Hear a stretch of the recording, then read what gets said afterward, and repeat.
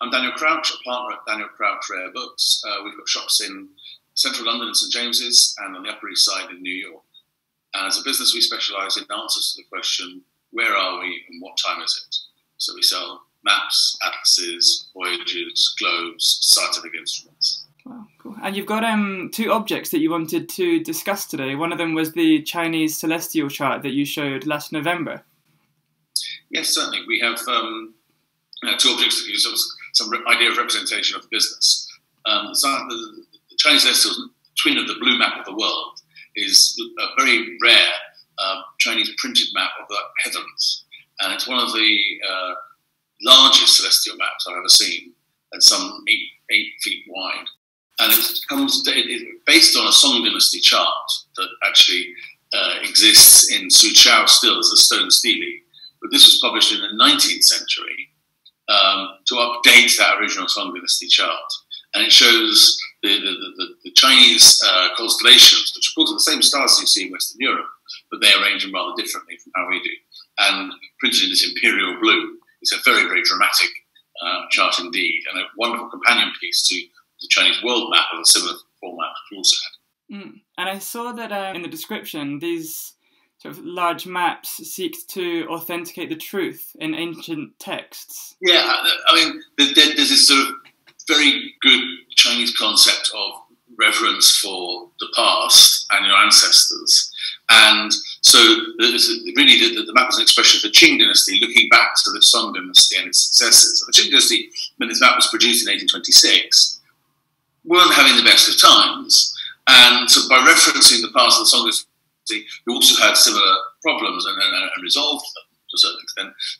The map really is sort of arguing that the historical truth of the past can be shown by these older artifacts. Great. And then the second piece you wanted to talk about wasn't a celestial chart; it's a map of Southeast Asia, right?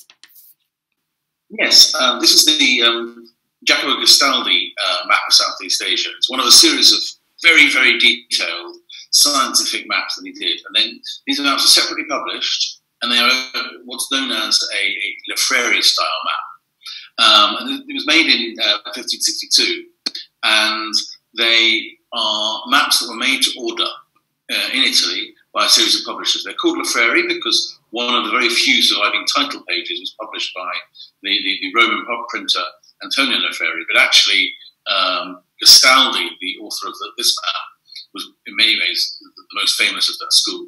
And what they did was a lot of map makers in Italy at the time ganged together to provide representation of the world. The Gastaldi map of Asia was incredibly influential and went on to be used for nearly 100 years. And the particular example we have is fascinating because it's got additional sheets on the bottom to include the Moluccas, which weren't published in the very first edition of the map. And these are additional, and they're very, very rare. So it feeds into the whole birth of globalization and modern trade. With that in mind, what's the post-lockdown plans for Daniel Crouch Rare Books? Well, obviously we are very impacted by the fact that there aren't going to be any art fairs for the foreseeable future.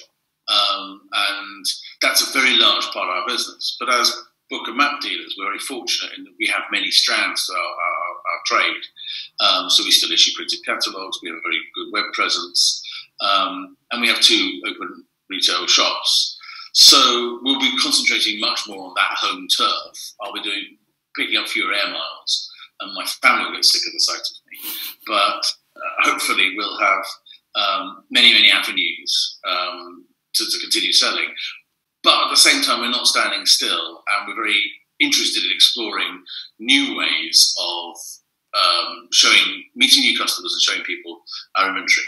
And one of the things we've been doing is a lot of video work, and we're redoing our website at the moment to include a lot more multimedia material so that we can have some of that idea of communication and scale, actually, is very important. We sell a lot of large things, such as the Blue Map. And one of the problems with printed catalogue or a website, it's very hard to demonstrate to a customer how they would be living with an object and quite how impressive some of these large-scale maps can be.